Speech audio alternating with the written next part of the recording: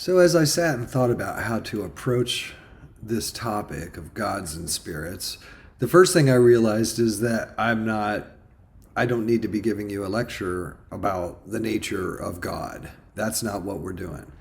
We're going to look at this cross culturally and holistically, using cultural relativism, using the anthropological perspective. And I want to think about, from a theoretical point of view, what is the difference between a God and a spirit in terms of what kind of societies do we see gods and spirits showing up in, and what kind of forms and functions do they take in those societies? And I want to try to relate those gods and spirits to sort of on the ground social relationships. And you can find that there is definitely a relation and a correlation between the presence of gods or spirits and socio-economic and socio-political organization. To begin with, though, we should go back many, many modules ago and revisit the idea of symbolism. Because one of the ways you can approach the study of gods and spirits is to think of them as symbols, and specifically to think of them as metaphors, as things that stand for other things. And so you may have spirits associated with, plants, with animals, with nature, and they become sort of essentialized symbols of those reference. Likewise, gods can be thought of as symbols for on the ground socioeconomic relations, for instance, as symbols for our highest beliefs and values. They can be thought of as metaphors. So let's keep that in mind real quick as we consider the difference between a god and a spirit.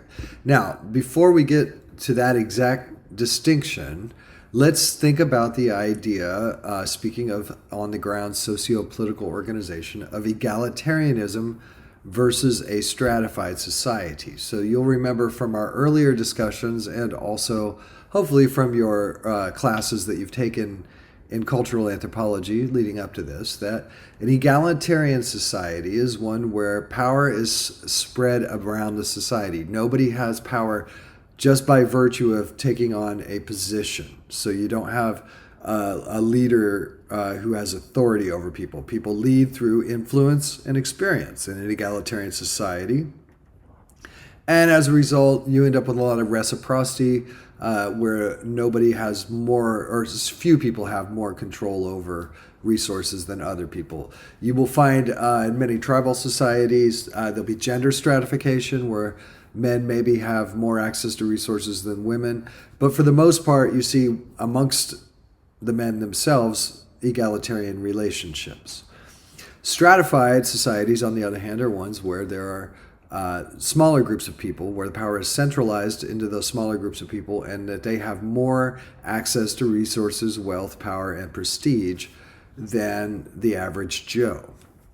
And those would be considered the elites, or the people with positions of authority who have the ability to impose their will simply based on their position, based on the role that they take, as opposed again to an egalitarian society where you really can't impose your will. You can just influence people to follow you. So now, as you remember from our discussions in a previous module, there are two types of religious specialists that sort of correlate with egalitarian or stratified societies, and those are shamans and priests. As you remember, shaman is a very egalitarian position. It is, as Michael Harner pointed out when he was studying with the Jivaro in Ecuador, that almost everybody, all the men were shamans. Or when we look at the hunters and gatherers of the Kalahari that were documented by Richard Lee and John Marshall, we see that, including the women, everyone's a shaman. 80% of the people are shamans. It's a very egalitarian position.